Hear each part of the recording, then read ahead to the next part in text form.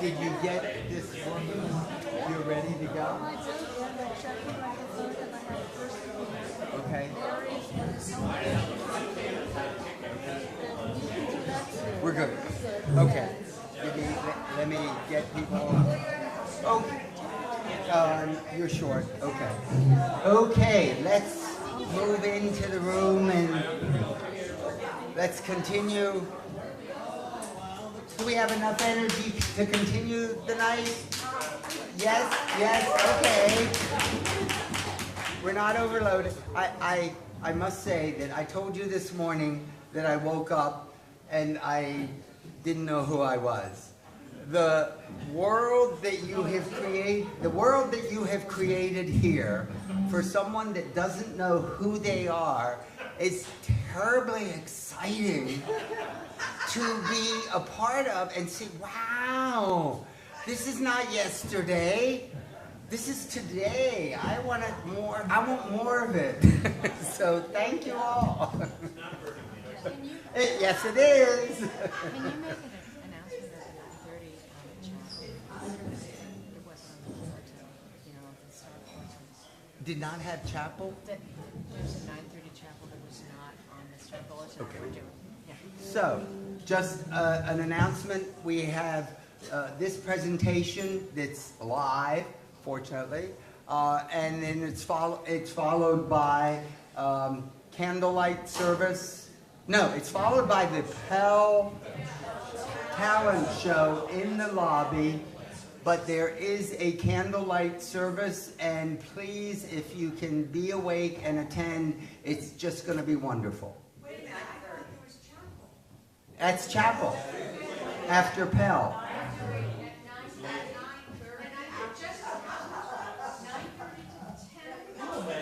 Hey, come here. Come here. Come here and tell them, because I can't. All right. So the candlelight service that's going to be tonight at 9:30 to 10 o'clock, it's just a little half-hour service, was not in the Star Bulletin. So that's why I wanted to make the announcement. It's going to be a very heart-opening service of music, and we would love to have you there. Whether you're awake or not, doesn't matter. You're just there. Wonderful. So, let me introduce the speaker. We are IRAS, I-R-A-S, and the speaker is associated with IRS, and that doesn't mean Internal Revenue Service. That means the Institute of Religion and Science at Chestnut Hill College, so people frequently get us all mixed up. I'm not sure when I met Kathleen Duffy. She is a physicist, teaches quantum physics, and she's a sister living in a convent. And she's just wonderful. She is the president of the American Teilhard Association, so if you want to know anything about Teilhard de Chardin, Pierre Teilhard de Chardin, speak with her. She truly has a wonderful knowledge. She's going to speak about it, and tomorrow night we will have the movie Teilhard Visionary Scientist, which is really an incredible movie. It's just a perfect illustration of his struggle and who he was, and science and religion and all of that. So I won't say any more. Welcome. I am so glad that you have been able to come. Thank you. And she didn't want to come because she saw all these academic presentations and said, I can't do that. And I said, you need to be here. Let's see if I can get this settled right. Want to be sure you can hear me, and I have at least one person who's going to let me know if the sound doesn't go on. So it's a pleasure to be here, really, after 19 years. I was here before 19 years ago, and if I wait another 19 years, I'm sure I'm going to be alive, so I better get back soon. So it's fun to be with you. I've met so many new friends, and my old friends are even, it's great. So let me get started, because, I want to be sure we're ready for that Pelican show. I begin with Pierre Teilhard de Chardin. I know many of you know him, and many of you don't, so I'll say a few words about his life. But he's not only a Jesuit priest, so he's a Roman Catholic priest. The Jesuit's a special kind, of course. And he was also a paleontologist, so a scientist. A lot of people even wonder about me being a sister and a scientist, and how that can go together. So, he really, epitomizes that. But besides that, he's also a mystic whose writings have impacted his church and our world. As both Jesuit and scientist, Teilhard found himself at the crux of the science-religion conflict that at the time was becoming ever more serious for his church. In wrestling with a problem and compelling and attempting to formulate an intellectual solution, he not only gifted the world with a powerful and compelling synthesis of science and religion, but he also developed his own gift of mysticism. In several of his more personal essays, Writings in Time of War, and The Heart of Matter, especially in his autobiographical essay, The Heart of Matter, and in The Divine Milieu, that's his spiritual treatise, Teilhard shares his mystical experiences and his musings about his own psychological journey. We also have an interesting study by Jesuit Thomas King of aspects of Teilhard's individuation process, which I am going to focus on tonight because I thought it would be appropriate with this group of biologists, psychologists, etc., etc. We're fortunate to have these accounts, especially since very few people understood Teilhard during his lifetime. This evening I will explore with you how Teilhard struggled to provide a clear explanation of his insights about science and religion, resulted in a profound synthesis, as well as a deeper experience of his own mysticism. And to do this, I will weave episodes from Teilhard's life with Thomas King's study and with Teilhard's own analysis of his process to show how Teilhard's personal gifts and his many unusual life experiences helped to catalyze a transformation process that in turn strengthened his spiritual life. I want to show how Teilhard's wartime integration process prepared him for an unusually resilient mystical life. Tomorrow evening, as Calvin told us, when we view the recent documentary, Teilhard Visionary Scientist, I'm skipping slides now. So here's the documentary, which you can get yourself, but it's, and you can see me about that. But it would be nice to do it together if you can stay up. It's, I understand that it's difficult to do all these things, especially at night. But this was produced by Frank and Mary Frost. It came out about a year ago now. And you're going to hear just about everything there is to know about Teilhard's life. It's really well done, and the photography is great, and it's just amazing film. But however, I will begin with a few details about Teilhard's life, just so we have an understanding of where this all came from. It's hard to understand theory without having a sense of a person's life. Teilhard was born in 1881 and spent his early years among the beautiful volcanic hills of Clermont-Ferrand in central France. As a child, two incidents seemed to induce in him an overly strong sensitivity to the fragility of living things. As a young toddler, the death of his younger sister must have been traumatic for him as well as for his mother. And I feel as there was some connection there with this whole problem, although I've never read anybody who said that. Then when he was about 5 or 6 years old, a rather ordinary incident served to reinforce his anxiety.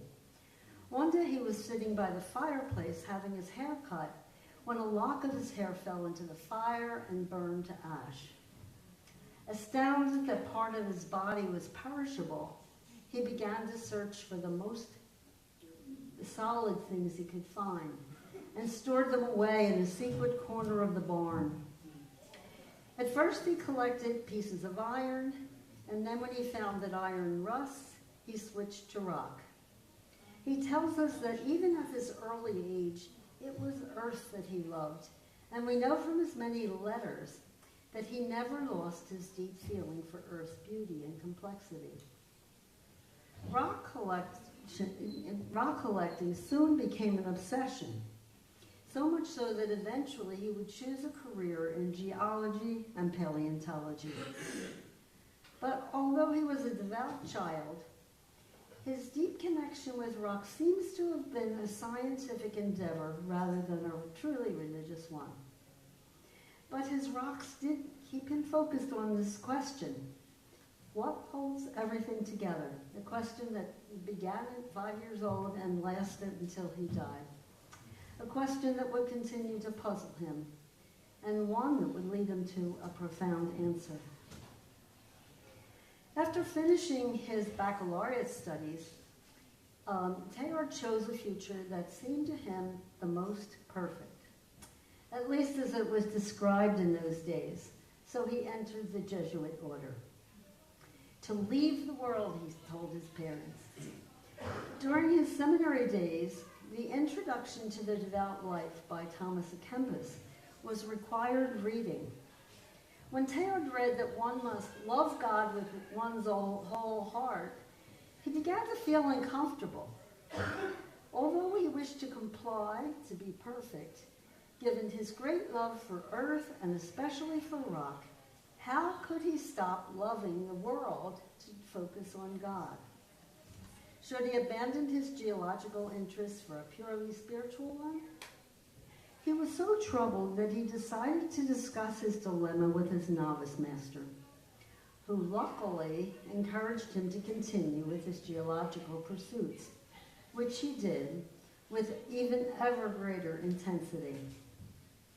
In time, his scientific interests shifted from collecting and classifying specimens of rock to studying the bigger picture, which was always his bent. The essence of the planet as a whole. He was fascinated with the stuff of matter in all its forms, from the quantum world of elementary particles to the lofty reaches of outer space. But still, the problem persisted, and Teilhard resolved to find a way to deal with the perceived division between matter and spirit. And as we shall see, this desire to integrate spirit and matter actually kick-started his integration process. Then, while studying theology in Hastings, he's still in the seminary, Hastings, England, he discovered the theory of evolution and was intrigued. Evolution, especially Bergson's version of it, was much more dynamic than the theology he was studying. So convinced that the theory of evolution could actually enhance church teaching, he was trying to do them a favor, and also provide him with a more coherent worldview, which was really important for him and for me, one that would make sense. He was highly motivated to do something about this. Now he was confronted with two tasks: how to integrate matter and spirit, and how to reconcile evolution and incarnation. Tasks that were dangerous to explore in the atmosphere, the anti-modernist atmosphere of the Catholic Church at the time. As he approached his 35th year, his life took an abrupt turn. Following an insulated seminary experience, up till now he's always been, as I was as a child too, always in the girls' classes and all this, and he's always with boys at school and then at the seminary. So life is is changing for him. So several experiences opened him to new life. He began his studies in geology at the University of Paris, where he interacted with top scientist Marceline Boule and others in the newly established field of paleontology. So he's really already on the cutting edge. And for the first time since they were children, Teilhard and his cousin Marguerite Teilhard-Chambon met in Paris. Now, as the two shared their deepest longings and their mystical experiences and desires, they developed a really strong and lasting bond. Teilhard's deep love for Marguerite had a significant emotional effect on him. Also, it drew him out of himself. It stimulated his capacity for deeper relationships and certainly prepared him for the transformation that loomed on the horizon. In the midst of his studies, World War I broke out, and Teilhard was conscripted into the French army, where he served for 4 years as a stretcher bearer. His years in the trenches were replete with shocking experiences: the brutality of war, the pervasive presence of death, unpredictable moments of terror. Yet he also experienced a certain nostalgia for the front, where life was simple, where the focus of his regiment was on a goal larger than himself. In the midst of war, whose devastation touched his soul and whose intensity released all the driving forces of his being, Teilhard was baptized into the reality of the world, primed to address his own personal struggle, and invited to engage in a life reversal that resulted in major changes in his personality, his spirituality, and his faith and knowledge of God. In fact, in his autobiography, he names the spiritual shock of the war as the price he would have to pay for integration. His cousin Marguerite, to whom he communicated regularly during the war, also notes the profound effect the war had on him. From his seminary days, a synthesis had been brewing, one that would help him to resolve his question.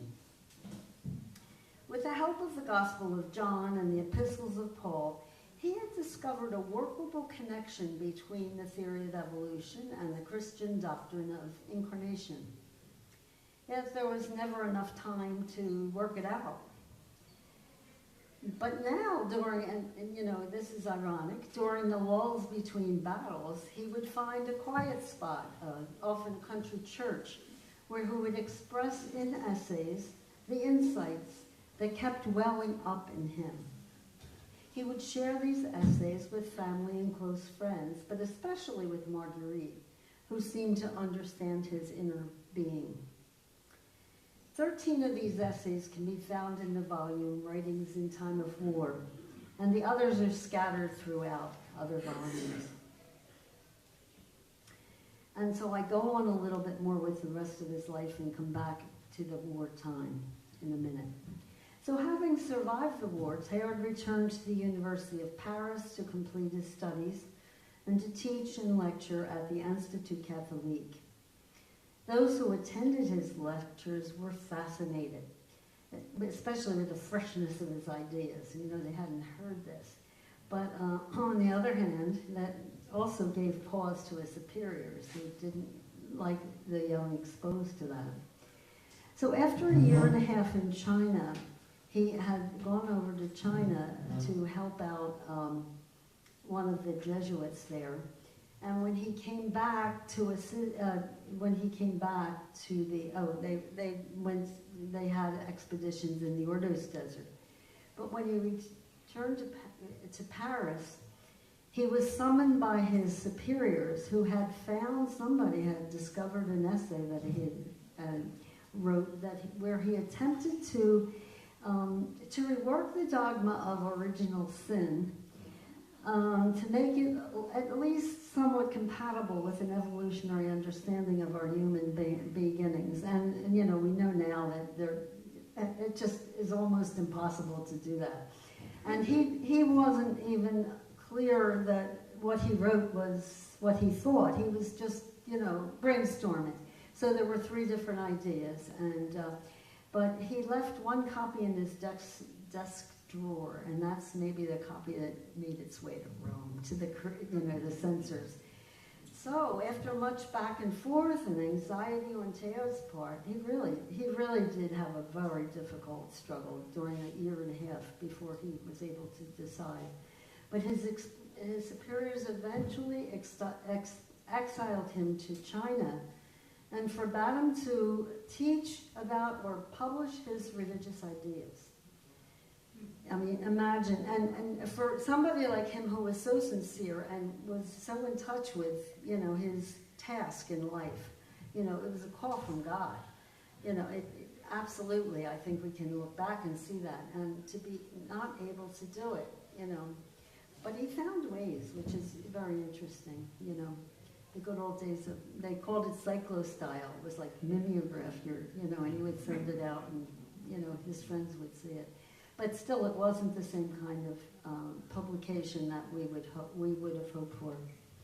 So, but anyway, rather than leave his church and the order that he loved, he complied as best he could, but always looked for ways to accomplish what he felt was his God-given purpose. So during the early days of his exile, he took time to write The Divine Milieu, which is a book on spirituality dedicated to those who love the world. I love it. In part 3 of this book, Taylor describes in graphic terms the mystical setting in which he lived and moved and had his being for the rest of his life. He also worked with the Chinese Geological Society on an international project that was responsible for the discovery of Peking Man, 400,000-year-old hominid. But his most important work, The Human Phenomenon, was published only after his death in 1955. Teilhard spent his final days in New York City. He was still not welcome in Paris, so he moved to New York City, where he was determined to write at least one more essay, to share his mystical sense of the cosmic Christ in the world of matter. The essay is called The Christic. Now, to get back to the war. In the volume Psychological Types, Carl Jung suggests that persons can be characterized as having 4 basic personality types. He names these as thinking, feeling, intuition, and sensing. Each has its extremes. Thinkers, I'm sure many of you know this, but anyway, just in case, I'll go through it a little bit. Thinkers make decisions based on logic. Feelers use emotion and personal values. Introverts extroverts are lively and enjoy social activities, while introverts prefer quiet and thinking before speaking. Sensors are practical and focus on reality, while intuitives are imaginative and think about what could be. These occur in pairs too. Thinking and feeling are faculties of judging, while intuition and sensing are faculties of perception. So judging persons organize their life events as a rule, and so they stick to their plans, where perceivers are inclined to improvise and explore alternative options. So these are different ways of trying to understand how we operate. So according to Jung, most people can access all 4 functions, the thinking, intuition, feeling, and sensing, to some degree.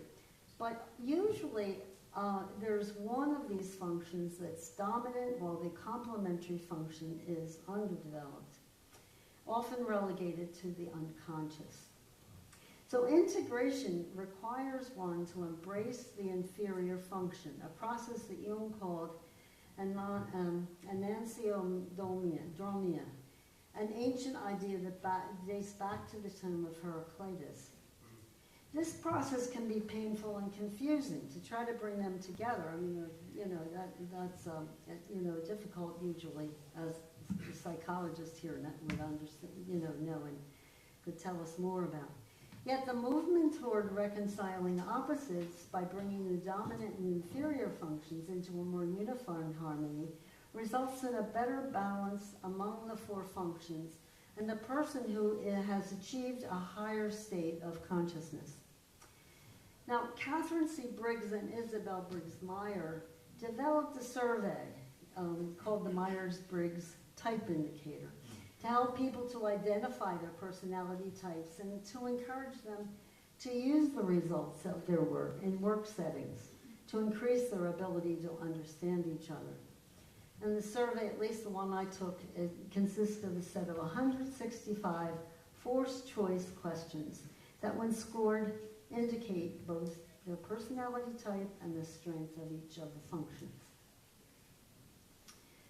So, I'm skipping things again, but anyway, that wasn't too much. So, interested in determining what Jung's categories could provide about Teilhard's route to wholeness, King examined Teilhard's writings, particularly his journal and his wartime essays, to see whether they might at least hint at steps in his psychological development. In fact, King found Teilhard's language replete with subtle clues to his inner transformation. He suggests that Teilhard's personality type is introverted, intuitive, which would make sense, I think, true of people like the philosophers, scientists. And his Myers-Briggs indicator is INTJ. And it turns out that intuition is the dominant function and sensing is the underdeveloped one. So for most introverted intuitives, such as Teilhard, the sensing function is underdeveloped, meaning that vision and sensing are the two elements of the integration process, where the work of integration requires the embrace of the sensing function. And in the final chapter of his book, Jung's Four and Some Philosophers, King shares his evidence of Teilhard's development through enantiodromia. He also shows the difficulty Teilhard had while undergoing the process. Actually, King went through 12 different philosophers, and tried to figure out what they did, but he ended up by saying that Teilhard was the most, he might be prejudiced, but he said he was the most balanced of all the philosophers he looked at. Now in his magnum opus, The Human Phenomenon, completed in 1947, Teilhard begins almost immediately appealing to his readers, encouraging them to learn to see. In fact, teaching the art of seeing is the book's overall theme and Teilhard's purpose for writing it. He says, seeing.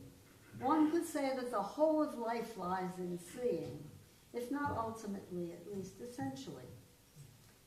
However, by seeing, Teilhard does not mean seeing with the physical eyes alone. He means instead seeing with the eye of the heart, having access to the very heart of matter, what Jung would call sensing, and what Teilhard eventually will call seeing the within of things. As Teilhard notes, everything in the stuff of the universe, everywhere in the stuff of the universe, there necessarily exists an internal conscious face lining the external material face, habitually the only one seen by science. Yet, Teilhard was not always able to see in this way. Remember that when he entered the Jesuit order, he told his parents he wanted to leave the world, a characteristic response for an intuitive out of touch with his sensing function. And even as a child, in the childhood rituals he performed with his rocks in the barn were more scientific than spiritual, even though he had a great love for earth. Both examples show that before the war, Teilhard had not learned to see matter's inner face, at least as well as he eventually learned to do during the war.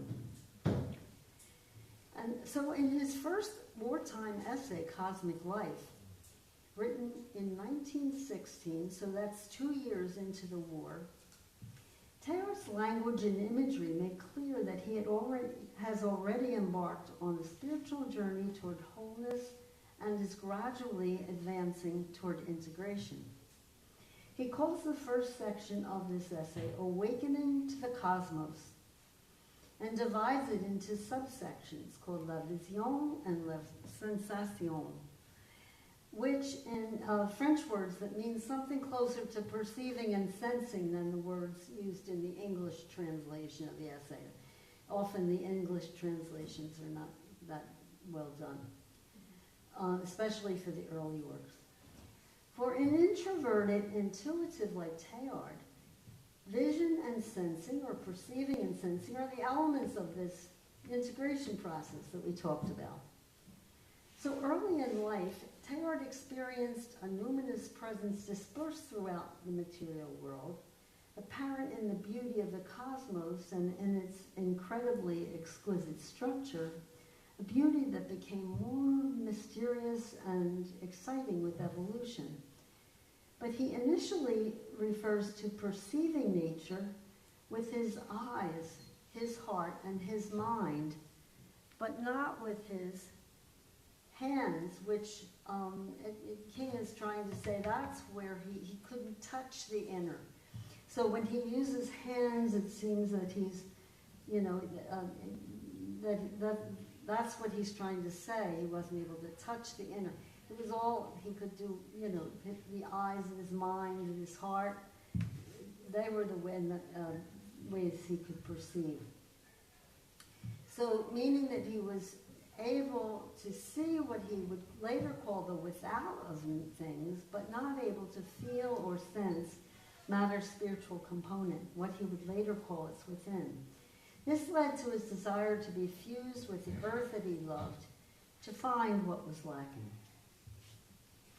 It's not surprising then that in this first wartime essay, Cosmic Life, he imagines his spiritual journey into the unconscious as a journey through space-time, a journey into the heart of matter, back to the beginning of time. His descent is fascinating at first, but soon everything becomes elusive beyond his control. The silence and the darkness evoke terror. And as he travels back in time, returning to its original nothingness, matter is falling apart. It's returning to its original nothingness, mirroring his ego that is slowly dissolving as he descends into his unconscious. Immersed in the depth of mystery, he watches as the synthesis he had previously devised, using only 3 functions, falls apart. Just as his ego experiences a similar kind of decomposition. The further he descends, the more disappointed he becomes, and the farther he finds himself from the solution to his problem. Instead of the synthesis he was hoping for, descending to the beginning is leading toward analysis rather than synthesis. He realizes that he must reverse his direction in the same way that he knows he must relinquish his intuition-dominated ego.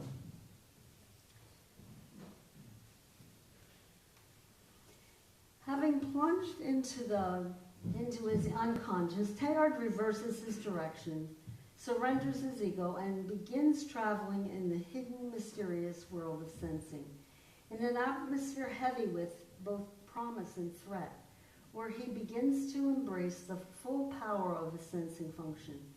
This will allow him gradually to access all 4 functions in balance and to become a more whole human being, as well as a more integrated mystic.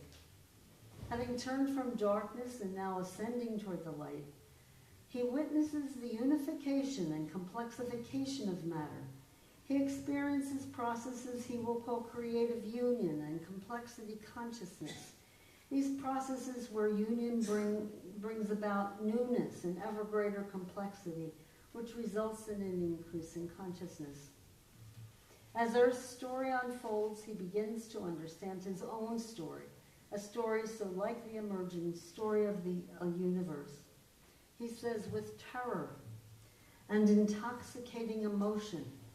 I realize that my own poor, trifling existence is one with the immensity of all that is and all that is still becoming. I can feel it. Matter which I thought was my own eludes and escapes me. Looking toward the future, he can feel the spiritual power of matter and sense its work, not only in the cosmic realm, but also in his own life.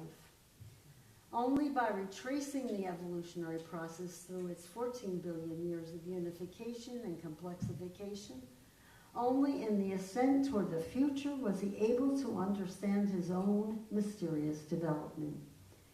As he returns from his journey into the unconscious, he finds his sensing function coming to life. He feels the world acting through him. His scientific world of vision gives way to the hidden and mysterious world of sensation and matter begins to show her internal face. Awake to the cosmos and to the world, he encounters the one he would call Omega, the soul of the world, the divine impetus who is alluring creation to its goal. The divine he had been able to see in the without of things becomes focused and tangible. He is able to feel the caress of God's hand, to sense the spiritual energy and power that had not been available to his eyes, but which he can now sense with his hands. As his mystical sense becomes ever more enlivened, he begins to sense Christ in every presence, in every touch. All that has appeared diffuse in his downward journey is now converging and weaving itself into a personal presence, into the one who reconciles opposites. Although his experience of Christ's immanence at the heart of matter was difficult to describe at first, he knows that he's living in a divine milieu, a state that will be better. He'll be better able to describe some years later. His encounter with the divine deepens over the years and elicits within him a sense of awe and wonder. His description of this new face of Christ will appear in greater and greater detail in his journals and in his essays. He has succeeded in becoming conscious of what he has initially experienced, only in his unconscious. He sees that things are animated by a single secret spirit, infinitely close and infinitely remote. This plunge into the universe, this descent into the soul of the world, is his baptism into matter. He now has access to the cosmic within. The process of creative union is moving the cosmos toward ever greater union, and the Lord that has been encouraging his personal journey toward Christ Omega become one. He can sense the action of Christ in the cosmos. He can feel the cosmic currents that surround him. Only in the conjunction of matter and spirit is he satisfied with his worldview. Now, Teilhard's relationship with matter and spirit were originally distinct movements, as they still are for so many of us, right? One was fostered by his father, an amateur naturalist. The other by his mother, a deeply pious woman. He would describe his early relationship with matter as communion with earth, and his early relationship with spirit as communion with God. One for the field, and the other one for family time during their nightly devotions to the Sacred Heart. Teilhard's love for God was deep, as was his love for earth's outer face. He writes, "I have always loved and sought to read the face of nature. Even so, I can say that my approach has been that of a devoted follower." But now that the cosmos emerges within him, he feels her presence in new ways, in the deep currents that are running through his soul and carrying him away. Not only has he awakened to the cosmos has actually awakened within him. And in doing so, has also awakened him to new aspects of life. He begins to sense himself as part of humanity, as a vital element in the cosmic becoming, as an essential part of the evolutionary process responsible for its continued development. Immersed in God's creative action, the bosom of Mother Earth becomes the bosom of God. By stepping down into himself, he has discovered the vital currents that formed him. Now that his love for God and his love for the world are reconciled, he is free to love passionately the one who is becoming. And now that his communion with earth and his communion with God are conjoined, he can truly articulate his experience as communion with God through earth. He says, now earth can clasp me in her giant arms. She can deck herself out for me with every charm, with every horror, with every mystery. She can intoxicate me with her perfume of tangibility and unity. She can cast me to my knees in expectation of what's maturing in her breast. But her enchantments can no longer do me harm, since she has become for me over and above herself, the body of the one who is and the one who is coming.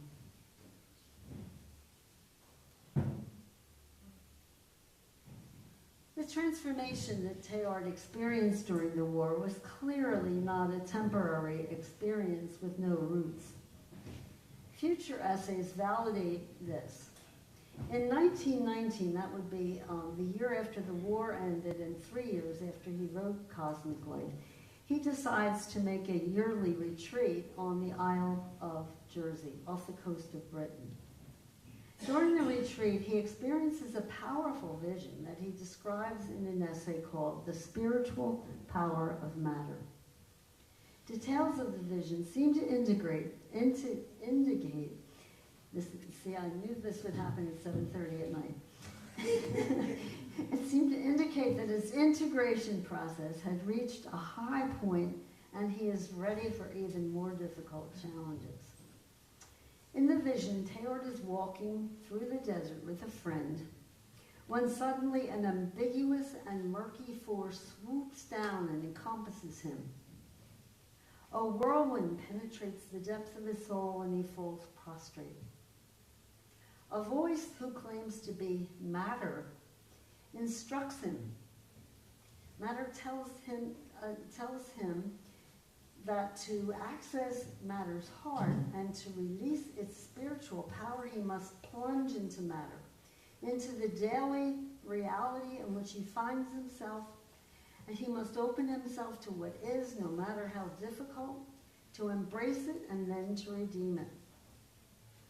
This is his path to union with God, his true path to holiness and wholeness. Ultimately, his duty to plunge into matter where it is deepest and most violent, and to extract its spiritual power. To open the eyes of all to the creative presence of the creative presence that fills the world. And his church and his world need him to free the people from the bonds of outmoded and outdated dogma, and to help them to see a universe that's in the process of Christification.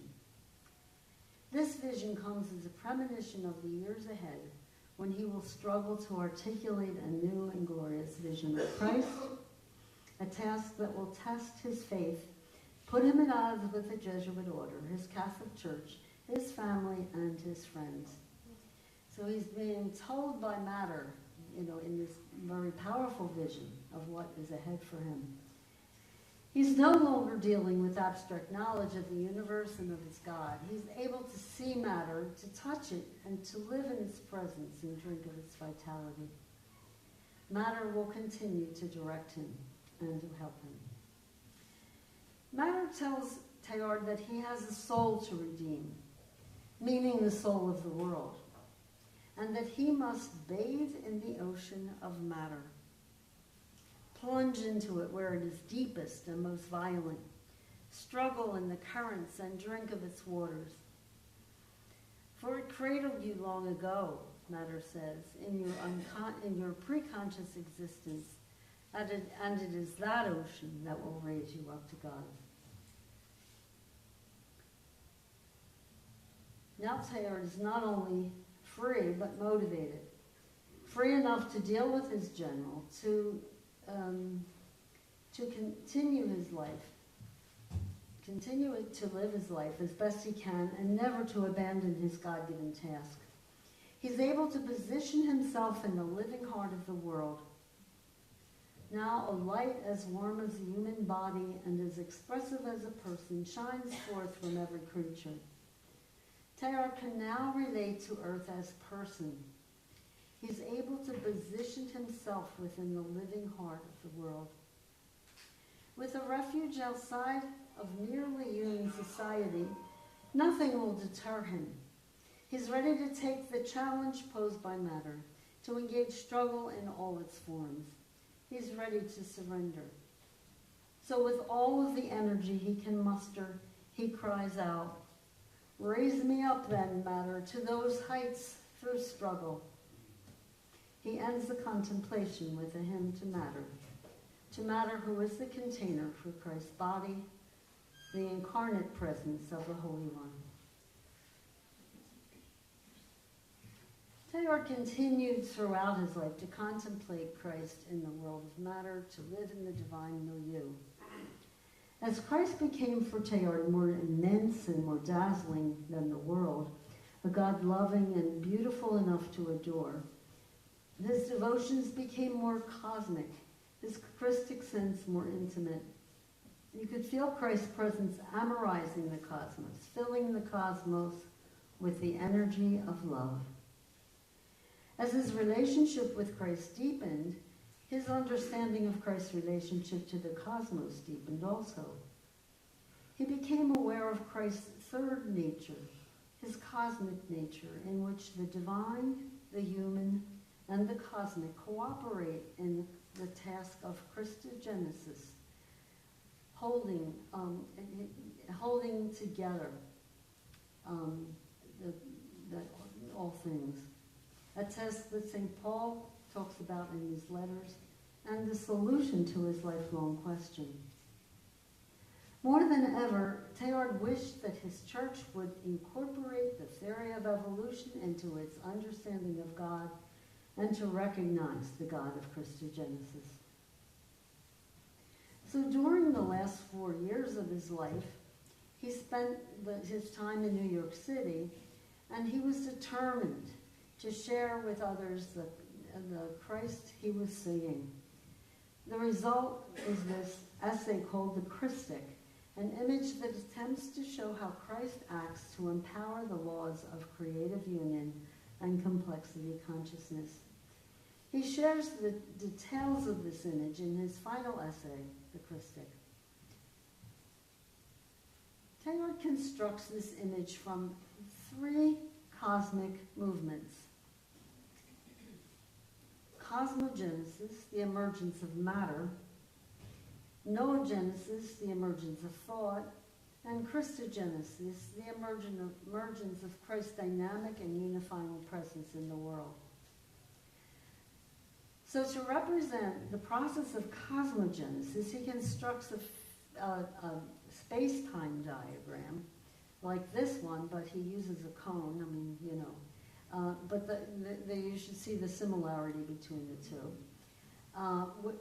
The cone whose apex lies at the beginning of time and whose sections widen with time as the process of creative union encourages a constant increase in diversity.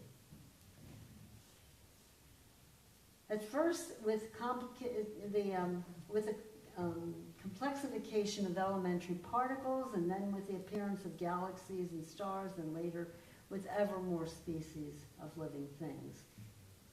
So that's the way he is thinking of, evolution, of the cosmogenesis, of the development of matter. And then to illustrate the process of noogenesis, Teilhard again makes use of a cone, but this time it's called a complexity consciousness cone. So it works this way. It maps the cosmos in its process of becoming ever more conscious. So in this case, the phases of ever greater consciousness in time are represented by sectors in this cone. And notice that as time goes on and matter becomes more complex, the sectors become smaller rather than, that's because, complexity should bring about more union.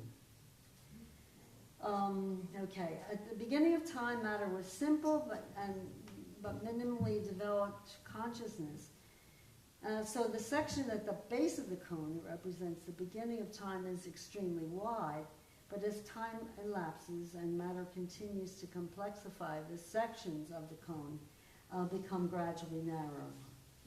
So this is, a sense of an evolutionary process, but from a different perspective.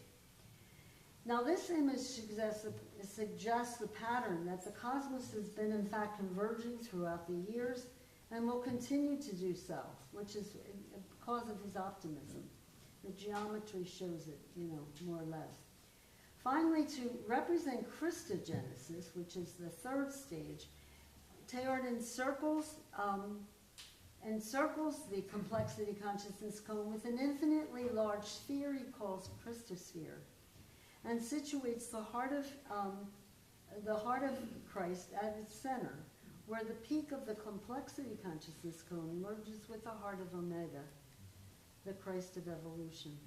And so from that center, the heart of Christ is in touch with the whole cosmos by radiating the energy of love throughout the world. This radiation causes matter to become ever more loving in its contact with its center. As the intensity of love builds up throughout the Christosphere, the cosmos begins to catch fire. In this way, Christ personalizes the universe through radiation, and the cosmos becomes unified. In the divine milieu, opposition between the universal and the personal, matter and spirit, evolution and incarnation are eradicated. Having been joined from the beginning as a single process, their role of drawing creation out of itself into the fullness of Christ's dream of total union, into the future full of hope, is supremely creative. So as the heart of the incarnate Christ coincides with the heart of matter, crimson gleams of matter glide into the gold of spirit and are transformed into the incandescence of a universe that is person, surrounded always by the fragrant balm of union and the feminine. In an explosion of dazzling flashes, Christ becomes diaphanous, transparent. The heart of matter becomes a world heart. The heart of God, the entire cosmos is aflame. The metal patch of crimson and gold that Teilhard worshipped as a child is now a glowing core of fire. The universe has become a person whom Teilhard can love, a person who loves him in return. This is a God Teilhard can trust. And this is relationship on a cosmic scale. And this is the image that he was finally able to share a month before he died on Easter Day, 1955. He worked hard and long throughout his life to integrate philosophy, theology, science into a complex whole. Yet his path to personal integration required other skills, greater insight, and inner stamina. Once his personal integration was well on its way, other strands of thought began to converge, and he achieved an uncommon degree of integration. This allowed him to experience the full capacity of his gift of mysticism. So thank you.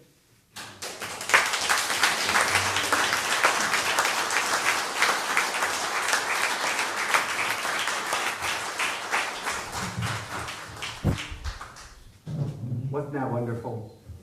That is an incredible story. One of the things that I would add that I don't think she emphasized, that is emphasized in the movie, is the way you describe this is somewhat disconnected with a God connection.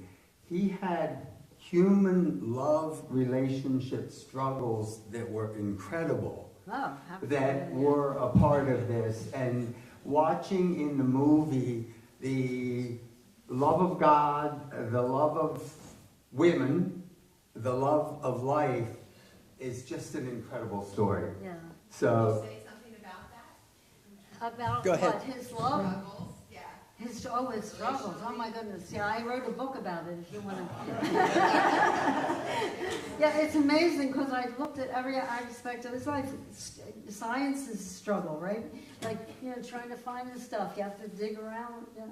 And, but his relationship with women too. He had, he really worked through relationships. He had one woman in China that he had tea with every afternoon, and they had a love relationship. I mean, and they struggled through it because he just had a different idea of what it was about, and so it's very interesting. I don't know that a whole lot of that is in the film, but there's a whole book of their letters. there was quite a bit I found in the film that emphasized. Yeah, that's good. Yeah, I forget. Because he had to be celibate. He Right. had to was have clear. and live with such intense love for these women that were so instrumental in his life and support that it's just, you really see the equal intensity of love with a woman and love with God. And I think his first relationship with Marguerite, his cousin, Yeah. I mean, it really opened him up. You can see he was a new person after. Thank you, Kathy. That was Oh, beautiful. you're welcome. He may have been celibate. I don't know if that was true or not, but he made love to the earth, and that was clear, right? Yeah, In a lot of his exactly. statements. I just wanted to say, between my presentation on Whitehead, between Kathy's presentation on Teilhard, you've now heard something of the two founding pillars, largely. We'd include Schelling, of course, Yeah. of process philosophy, of process theology. And we recently had a book, Elliott Delio and I, of course, Kathy's good friends with Elia, but it's called Whitehead and Teilhard from organism to Omega. And the final essay is a beautiful meditation by Kathy on the Christic, which was Teilhard's last essay. So it's a book plug. If you want to buy it, I think you'd enjoy it, but especially the final essay. So just a comment. Thank you. Yeah, and yours was great too. Thank you. Mutual Admiration Society. I'm sure you're aware that Chardin was implicated in the Piltdown Man hoax. Yeah. I wonder if you had any thoughts on that. Well, it's been looked at, and I think it's clear he wasn't. He was a seminarian. He was. Can you say more about that? I don't. Oh, the Piltdown. There was a science, paleontologist who took two pieces. I mean, he made up a what do you call it? A specimen. A fossil. That looked like, it was this prehistoric man or something. I forget what it was exactly, but it was not true. He was making it up. He had manufactured this piece, and so it wasn't found out for a while. And so, I mean, it was way longer, after Teilhard was there. But, I told you that even after he talked to his director, he was, okay with doing science. So he would go around and he saw somebody in the field and, was interested and, asked about it. But he didn't really participate in the dig or anything like that. And, but Stephen Jay Gould made a big thing of it, yeah. And there's no basis to it, yeah. But thank you for bringing that up, yeah. Thank you, Kathy. So I'm wondering, in his process of personality integration, is this something that, as events of his life unfold, and his own reflection on that comes together? or did he have a more formal experience in therapy or with the spiritual director? How did that come together for him? Well, no, I don't think he had a spiritual director. Especially because it was in China, you know, I mean, there were so few Jesuits, or, you know, he would go to. He did have to report to his, superior sometime, and he was very honest. That was his problem. He was so honest that he got himself in trouble. But actually, he writes his autobiography about 5 years before he dies. 5 or 4 or 5, I'm not exactly sure. He went home to his brother's house, stayed at his brother's house, and made sort of a retreat. And it's about almost 100 pages long, where he does talk about, the haircut and all the, those little things that happened to his life. And he begins by saying, this is a psychological, analysis of my experience, with his mother. He talks about his mother and the Sacred Heart. So, so there's some of that, and this one by Thomas King, I mean, I was wondering how people who have experience with that would, read this too, if that sounds right, and of course you don't have the evidence, you don't have the essay and all of that, but it is very interesting that he was, he was describing something that looks very much like that kind of an integration process. And if that's true, and that he really was able to bring those together, wow, is that what we need, to, I mean, it's partly what we're talking about here, right? Trying to get to the depth that we can by integrating ourselves, and getting that function operative. Last question, go ahead. Okay. One of the ideas that is associated with Teilhard that I've been very curious about is the omega point. So I've always wondered, is the omega point the end that all of evolution is moving towards? Does that mean that Teilhard had an idea about where this process is going to end? Mm-hmm. And is it in some way connected with the idea of the noosphere? If you could throw a little bit of more light on that. Yeah, especially, first thing I want to say is the omega point. I try to erase the word point, because the first thing you think of is a point in space and time, and it's not. And I think the image that I showed at the end, of Christ at the center there, of this sphere, and alluring us toward the good, toward the union. That's what we're talking about. Like, that's what I feel when I think of Christ or Omega. I like to call Christ Omega. I'm feeling the drawing. Why do I do what I do? Why did I come? Who asked that in the beginning? And was that you? No, it was Barbara. Intention. Why did It was Barbara. Yeah, this Barbara. Didn't you ask why did we come? And that's what I was thinking, that's really why I came. And it was also, you encouraged it, but because I wanted to share about Teilhard, I just feel, a responsibility to do that. So, why did you come? But where was I? I'm confused now. Well, at the omega point, yeah. So in other words, it's an attraction. This energy. I love the image of energy too, rather than person. For me, God has to be person, and God has to also be energy. Those two things are, you can't love. I don't know, My sense in reading Teilhard is that there is a point, and the point is unity of humanity in the love of Christ and the love of the earth. That there is a goal that we are headed toward a full drivenness to unity. So it's not like a plan. It's not like we're going to get to this point sometime. That's awfully pessimistic. I hope that we get it. No, but I don't mean a foreknowledge, of what it is.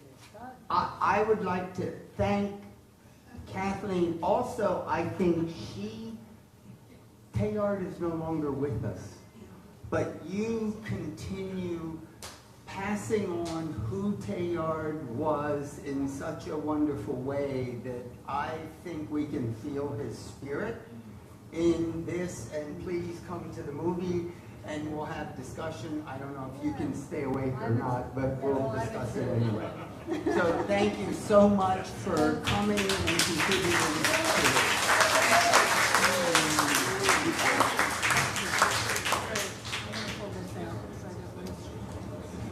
So we now break for the Pell show in the lobby.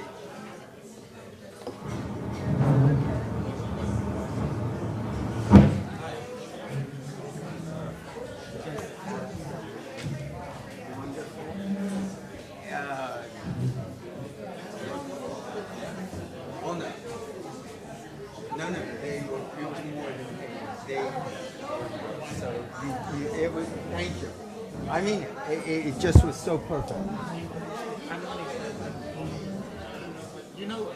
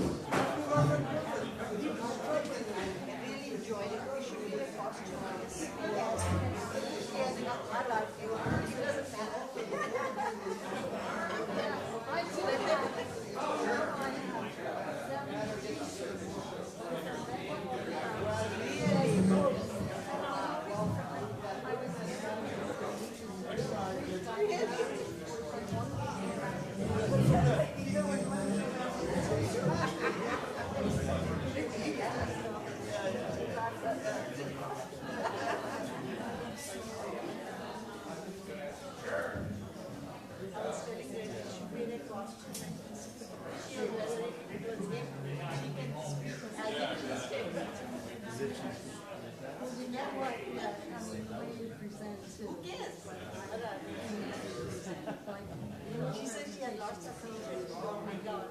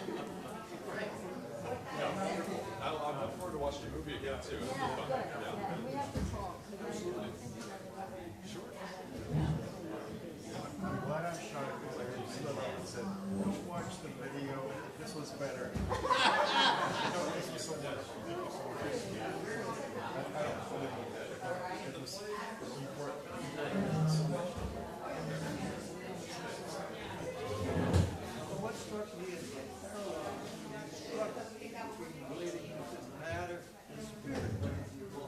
I'm sure he knew about Einstein. If he had made the analogy between energy and spirit, he might not have struggled so much. But the two are equivalent. They're different, I mean, for Einstein, they're both matter.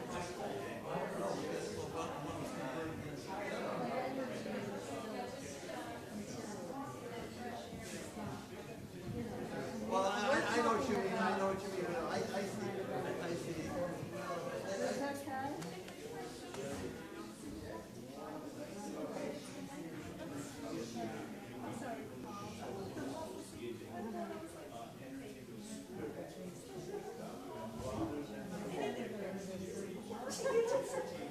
Well, we observe the effects of spirit on people.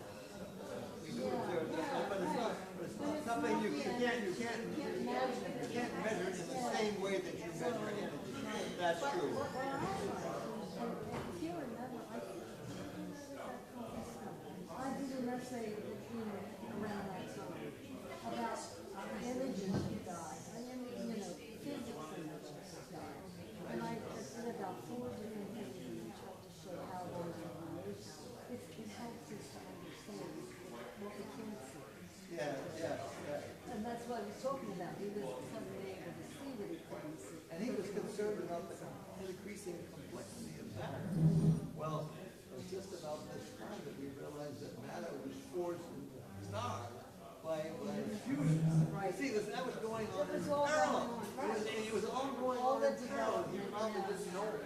I don't know how much he knew Well, about it. he knew a lot of stuff, but I don't know how much, That's right, but Yeah. it is amazing. It was He just was during aware. that time period, I think it was, who was the physicist that, it was a physicist who figured out that the origin of the elements came from fusion in the star, nuclear fusion in the star. And so in a sense, that was a parallel that's strictly physical. It's physical. But you say, yeah, he was struggling from full of spiritual and philosophic. It's sort of a parallel. To me, it's it's sort of a parallel, but it was more from a theoretical and mystical, as you call it. Yeah, right. There's also a mystical That's it, element yeah, it's in his all thinking. complicated, yes. Yes. Okay, so, okay, I think I'm gonna move over to see my friends here.